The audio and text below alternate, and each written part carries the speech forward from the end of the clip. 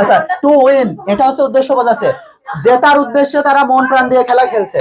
আমরা এটাকে কমপ্লেক্স করব, শুধু কি করব, এই টু এর জায়গায় আমরা কি দিব, সো দ্যাট। এরপরে নিয়ম আমাদের সাবজেক্ট দে, দে এর পরিবর্তে কি বসে, দেই বসে। তারপরে ক্যান বা কুড আমরা টেন্স দেব, এই দেখো আর অর্থাৎ প্রেজেন্ট টেন্স কি হবে, ক্যান, কাজ শেষ, এখন যা আছে উইন দা গেম। আর এর আগে যা আছে সব রেখে দাও।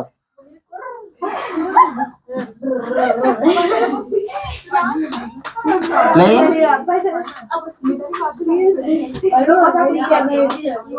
আচ্ছা they are playing heart and soul so that they can win the game. ঠিক আছে, আমরা এখন যদি এটাকে কম্পাউন্ড করি তাহলে কি হবে, শুধু এই সো দ্যাট এর জায়গায় আমরা দেব কি এন্ড, তাহলে উত্তরটা আসবে এমন কম্পাউন্ডে they are playing heart and soul and they can win the game. শেষ। আসসালামু আলাইকুম সুপ্রিয় শিক্ষার্থীরা, আজকে আমরা চেঞ্জিং সেন্টেন্সের 4 নাম্বার ক্লাসে অবস্থান করছি। আজকে আমরা সিম্পল কমপ্লেক্স কম্পাউন্ড সেন্টেন্সের বেশ কয়েকটা নিয়ম শিখব। যেমন কোন সেন্টেন্সে যদি সিম্পল সেন্টেন্সে টু অথবা ইন অর্ডার টু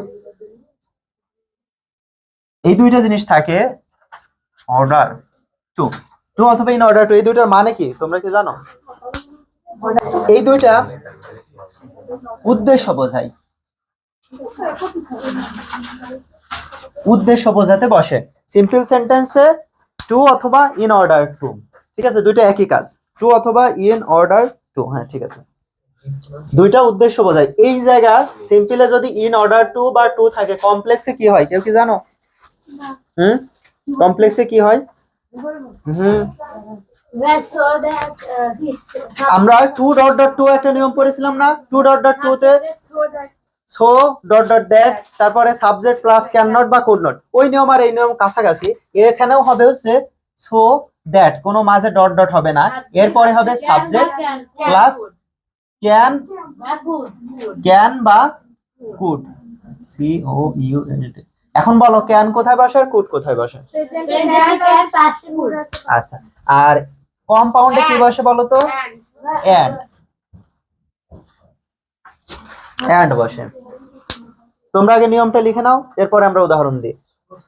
সিম্পল সেন্টেন্সে টু অথবা ইন অর্ডার টু থাকলে কমপ্লেক্সে হয় সো দ্যাট, তারপরে হয় সাবজেক্ট, তারপরে ক্যান অথবা কুড টেন্স অনুযায়ী, তারপরে ভার্ব ওয়ান,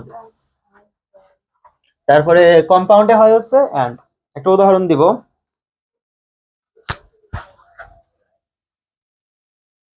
প্রিয়ার নামটাই দিয়ে দিলাম, Priya went to market two,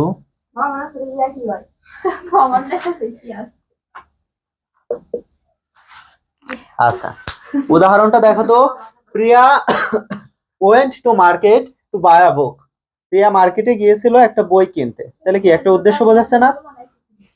two বা ইন অর্ডার টু যে একটা উদ্দেশ্য বোঝাচ্ছে, তোমরা বুঝতে পারছো? Priya went to market to buy a book, Priya মার্কেটে গিয়েছিল একটা বই কিনতে। এখন এটাকে যদি আমরা কমপ্লেক্স করি, টু অথবা ইন অর্ডার টু এর জায়গায় কি বসাবো, সো দ্যাট, তারপরে নিয়ম অনুযায়ী সাবজেক্ট ক্যান বা কুড টেন্স অনুযায়ী, আর কম্পাউন্ড করলে শুধু এন্ড। আমি আচ্ছা হ্যাঁ তোমরা করতে পারো, এটা সিম্পল সেন্টেন্স, এটাকে আমরা কমপ্লেক্স করব এবং কম্পাউন্ড করব। আচ্ছা আমরা করছি ভাইয়া, হ্যাঁ হ্যাঁ অবশ্যই। কি হ্যাঁ একটা ভালো প্রশ্ন করেছে, এখানে তো টু দুইটা। আচ্ছা টু যখন দুইটা, আমরা একটা জিনিস মনে রাখবো, আমরা কি ইনফিনিটিভ চিনি? ইনফিনিটিভ, ইনফিনিটিভ মানে কি বলতো? To plus verb one. এখন আমরা দেখি এখানে আছে টু মার্কেট আর এখানে আছে টু বাই, টুর পরে কোথায় ভার্ব ওয়ান আছে দেখো তো?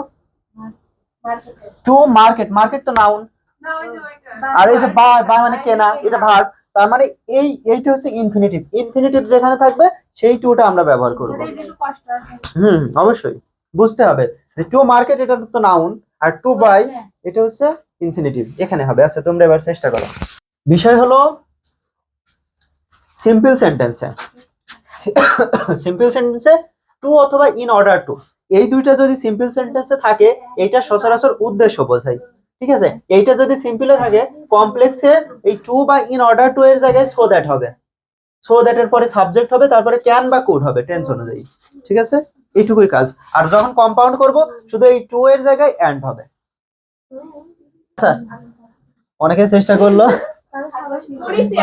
আচ্ছা ভালোই করেছো। আমি এখন করি, হ্যাঁ। তাহলে টু কোন টু ব্যবহার করতে হয় যেখানে ইনফিনিটিভ, যেখানে উদ্দেশ্য বোঝায়। আচ্ছা, সিম্পল সেন্টেন্সে টু অথবা ইন অর্ডার টু থাকলে কমপ্লেক্সে কি হয়? So that. আচ্ছা, এই টু যেখানে থাকবে সেখানে, আর টু কোনটা যেটার পরে ভার্ব আছে, তাহলে আমরা এখানে আছে কি প্রথমে ক্রিয়া ওয়েন্ট টু মার্কেট। আচ্ছা, এরপরে কি টু এর জায়গায় টু আছে, টু এর জায়গায় সো দ্যাট, তারপরে কি হবে? সাবজেক্ট। এখন বলো তো প্রিয়া, প্রিয়া এর সাবজেক্ট কি? শি। তারপরে কি হবে? ক্যান অথবা কুড। ক্যান হবে প্রেজেন্ট টেন্সে, কুড হবে পাস্ট টেন্স। এই দেখো এখানে মেন ভার্বটা দেখো past tense, went, go went, তার মানে কুড হবে। এরপরে এক্সটেনশন বাকি অংশ কি আছে? আচ্ছা, বাই এ বুক। আর একবার বলবো। আচ্ছা, প্রথম কথা হলো এই টু অথবা ইন অর্ডার টু সিম্পল সেন্টেন্সে এই দুইটা যদি থাকে, কমপ্লেক্স করার সময় এই টু অথবা ইন অর্ডার টু এর নিচে সো দ্যাট দেব ফার্স্ট কাজ। সেকেন্ড কাজ হচ্ছে সাবজেক্ট দেব, তারপরে টেন্স অনুযায়ী ক্যান অথবা কুড। প্রেজেন্ট টেন্সে ক্যান, পাস্ট টেন্সে কুড, ঠিক আছে? এখন দেখো তো এই যে সেন্টেন্সটা, এখানে আবার টু আছে দুইটা, টু মার্কেট, টু বাই। কোন টুর সাথে দেব? একটা গুরুত্বপূর্ণ প্রশ্ন। যেই টুটার পরে ভার্ব আছে, দেখো টু মার্কেট এটা হচ্ছে নাউন, আর টু বাই, বাই মানে কেনা, বুঝতে পারছো? এটা হচ্ছে ভার্ব। তার মানে এই টুর নিচে আমরা দিব কি? সো দ্যাট, তারপরে দিব সাবজেক্ট, তারপরে টেন্স অনুযায়ী ক্যান অথবা কুড। এই দেখো এখানে আমি টুর নিচে দিয়েছি সো দ্যাট, তারপরে নিয়ম কি? সাবজেক্ট, তারপরে ক্যান বা কুড। কুড কেন দিয়েছি? এই যে এখানে ওয়েন্ট আছে, ভার্বের দ্বিতীয় রূপ। হ্যাঁ, ছেলে মানুষের নাম হলে এখানে হি দিতাম, প্রিয়াস মেয়ে মানুষ তাই সি দিয়েছে। আচ্ছা, এখন আমরা কম্পাউন্ড করলে শুধু এন্ড দিব, আর কিছুই না। প্রিয়া ওয়েন্ট টু মার্কেট। এখন এই টু এর জায়গায় আমরা কি দেব? এন্ড। এন্ড শি, কই পরের এটা, এই যে এখানে শুধু এন্ড দিয়েছি, আর কিছু তো দিয়ে নাই। এই যে সো দ্যাট এর জায়গায় শুধু এন্ড দিয়েছি, আর কোনো কিছু চেঞ্জ করি নাই তো। বুঝছো? তাহলে মূল কাজটা আমরা প্রথমে টু এর পরিবর্তে দিলাম সো দ্যাট, আর এখানে সো দ্যাট এর পরিবর্তে দিলাম এন্ড। আর এর পরে নিয়ম হচ্ছে সাবজেক্ট ক্যান বা কুড, সাবজেক্ট ক্যান বা কুড টেন্স অনুযায়ী। আমরা আরো একটা উদাহরণ করব, বুঝতে সুবিধা হবে। আচ্ছা, ন্যান্সি, তোমাদের নাম দিলে তো Nancy is cooking two entertain the guest. এর বাংলা, হ্যাঁ বলো, এর বাংলা কি? হ্যাঁ, আচ্ছা, এন্টারটেইন মানে কি? এন্টারটেইন বাংলা কুকিং, ন্যান্সি রান্না করছে, টু এন্টারটেইন বিনোদন দিতে, বিনোদন দিতে কাদের? মেয়ে। এন্টারটেইন বিনোদন দিতে, দ্য গেস্ট অতিথিদের বিনোদন দিতে সে রান্না করছে। অনেক সময় অনেকে এই পেছনের দুই হতভাগা, দেখো দেখো এই টু এর জায়গায় দিব সো দ্যাট। তুমি জাস্ট দেখো টু এর জায়গায় দিব সো দ্যাট। আচ্ছা, টু এর জায়গায় আমরা সো দ্যাট দিয়ে দিলাম। সো দ্যাট কোথায় বসে? কমপ্লেক্স। তারপরে কি বসে? সাবজেক্ট। দেখো ন্যান্সি এর পরিবর্তে কি হয়? শি। তারপরে ক্যান বা কুড টেন্স অনুযায়ী, ইজ আছে প্রেজেন্ট টেন্স, তাহলে কি দেব? ক্যান। তারপরে কি আছে?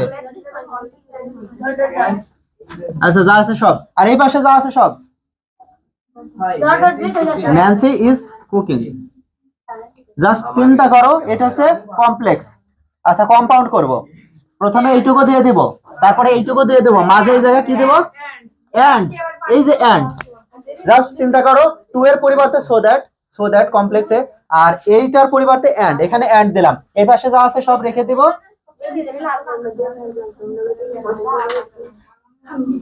এন্ড, তারপর এই পাশে যা আছে সব রেখে দিব শি ক্যান। তোমরা কি বুঝতে পারছো? খুব সামান্য পরিবর্তন হচ্ছে কিন্তু, হ্যাঁ, এখানে সো দ্যাট, এখানে এন্টারটেইন। আরেকটা উদাহরণ আমরা করব, বুঝতে সুবিধা হবে। আচ্ছা, দে আর প্লেইং। আচ্ছা, they are playing heart and soul. Heart and soul মানে কি? জান প্রাণ দিয়ে খেলছে। টু উইন দ্য গেম, কি ক্যামেরা ঘুরে গেছে? Heart and soul. হ্যাঁ না না করে দেখাও। আচ্ছা আচ্ছা তোমরা এই লাস্টের 2 দেখেছো? এই যে এইটা। আচ্ছা আমি সাপোজ ভুল করেছি, এখানে দা গেম হবে। এখন গেম মানে কি? খেলা। এটা কি নাউন না ভার্ব? নাউন। আর এই যে উইন, উইন মানে কি? জয় করা। এটা হচ্ছে ভার্ব। আমি তো একটু আগেই বললাম যে যেটা ভার্ব সেটাই।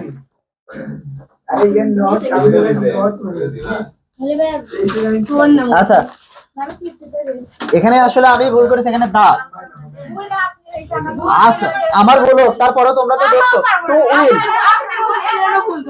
Stop stop stop, I say stop in the name of Lord. আচ্ছা টু উইন এটা হচ্ছে উদ্দেশ্য বোঝাচ্ছে, জেতার উদ্দেশ্যে তারা মন প্রাণ দিয়ে খেলা খেলছে। আমরা এটাকে কমপ্লেক্স করব। শুধু কি করব, এই টু এর জায়গায় আমরা কি দিব? So that. এরপরে নিয়ম আমাদের সাবজেক্ট দে, দে এর পরিবর্তে কি বসে? দেই বসে। তারপরে ক্যান বা কুড আমরা টেন্স দেব। এই দেখো আর অর্থাৎ প্রেজেন্ট টেন্স কি হবে? ক্যান, কাজ শেষ। এখন যা আছে উইন দা গেম। আর এর আগে যা আছে সব রেখে দাও।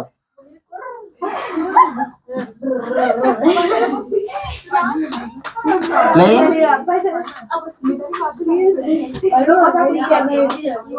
আচ্ছা they are playing heart and soul so that they can win the game. ঠিক আছে, আমরা এখন যদি এটাকে কম্পাউন্ড করি তাহলে কি হবে?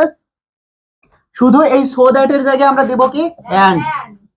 তাহলে উত্তরটা আসবে এমন কম্পাউন্ডে, they are playing heart and soul and they can win the game. শেষ। অনেক সিম্পল না নিয়মটা? আচ্ছা এই নিয়ম যদি বুঝতে পারো, আমি এখানে এটা শেষ করি, আরেকটা নিয়ম দেখাই। এখন কথা হলো এখানে যদি প্রেজেন্ট পার্টিসিপল, প্রেজেন্ট পার্টিসিপল কাকে বলে বলো তো? বাহ অনেক সুন্দর বোঝো। তাহলে এখানে কি হবে জানো? হুইচ বা হু। আচ্ছা আর এখানে হবে এন্ড। ঠিক আছে আমি আগে নিয়মটা লিখি। আচ্ছা আমি একটা লিখি সিম্পল সেন্টেন্স, তাহলে তোমরা বুঝতে পারবে। কি তোমরা একটা শিখেছো যে প্রথমে ভার্বের সাথে আইনজি, আমি প্রথমে দেখো নাউন দিলাম। সেই নিয়মটা আর এই নিয়মটার মাঝে একটু পার্থক্য আছে। শামিম। আচ্ছা এবার দেখো প্রেজেন্ট পার্টিসিপল কোথায়? আমরা একটা শিখেছিলাম প্রথমে, আর এটা কোথায়? লাস্টে। তাহলে সেটার সাথে এটা মিলালে তো হবে না। যদি প্রেজেন্ট পার্টিসিপল থাকে তাহলে কি হবে? হুইচ বা হু। ঠিক আছে, এই একটু খেয়াল করো, এখানে আবার একটু বাড়তি কাজ করা লাগে। হ্যাঁ আর এই পাশে এন্ড নিয়মটা আমি লিখে দিয়েছি। এখানে প্রেজেন্ট পার্টিসিপল যদি লাস্টে থাকে কমপ্লেক্সে হুইচ বা হু, কম্পাউন্ডে এন্ড। উদাহরণটা লিখে দিয়েছি, Shamim found the boy crying. আচ্ছা আমি করে দিই। হ্যাঁ আচ্ছা আচ্ছা আচ্ছা আমরা এখন ফার্স্টে করব কি? কমপ্লেক্স। আচ্ছা আমরা একটা জিনিস বলেছিলাম না, কমপ্লেক্স সেন্টেন্সে কি থাকে? S c comma P C. S মানে কি? হ্যাঁ সাবঅর্ডিনেট ক্লজ।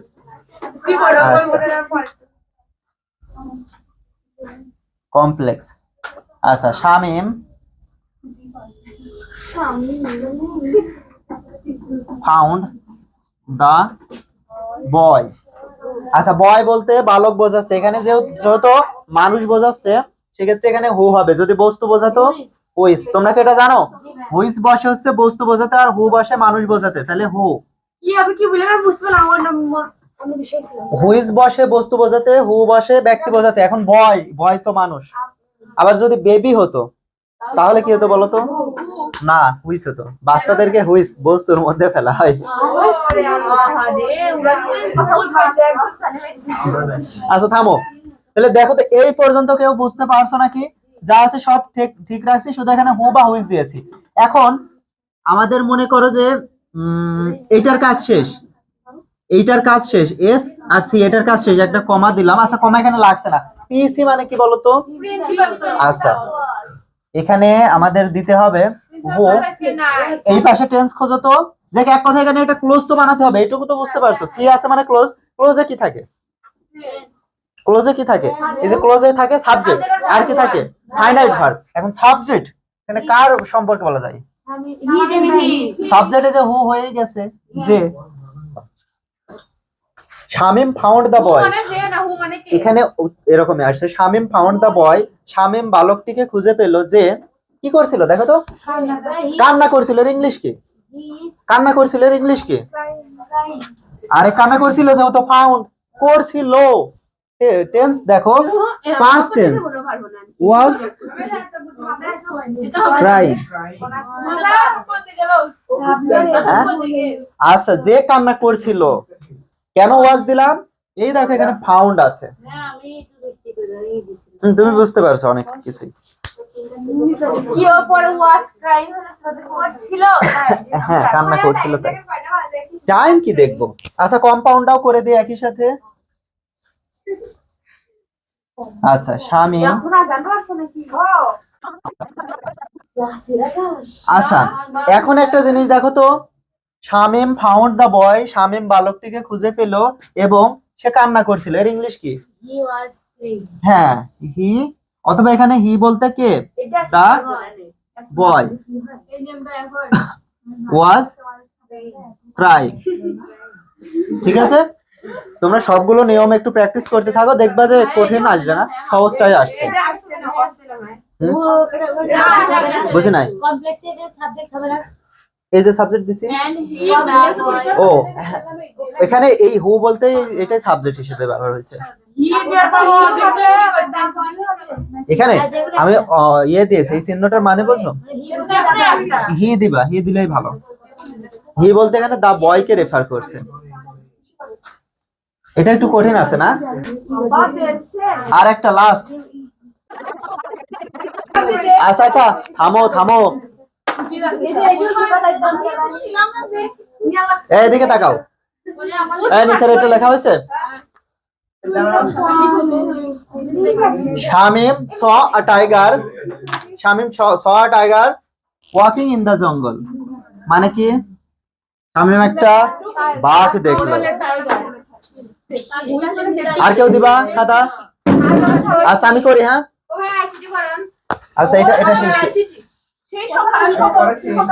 থামো থামো থামো, আচ্ছা কমপ্লেক্স, এই থামো, complex Shamim saw a tiger. আচ্ছা এই জায়গায় এই থামো থামো থামো থামো, জন্তু জানোয়ারের ক্ষেত্রে হইস হয়, জন্তু জানোয়ারের ক্ষেত্রে হইস হয়, তাহলে এখানে কি হবে? জানোয়ার প্রাণীদের জন্য এটা জানোয়ার হুইস। এখন বলো তো, যেহেতু এখানে দেখো ছ আছে, ছ হচ্ছে ভার্বের দ্বিতীয় রূপ, ছ হচ্ছে ভার্বের দ্বিতীয় রূপ, তার মানে কি আছে? পাস্ট টেন্সে। পাস্ট টেন্স করো তো এটা, ওয়াজ ওয়াকিং। এখানে সবারই হয়েছে। ঠিক আছে, সবারই হয়েছে দিলে হয়। আচ্ছা এবার কম্পাউন্ড।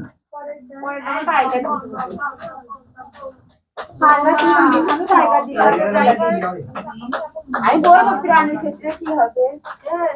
ঈদ হবে, ঈদ। বলে হ্যাঁ এখানে ইট দাও, বাহ সুন্দর।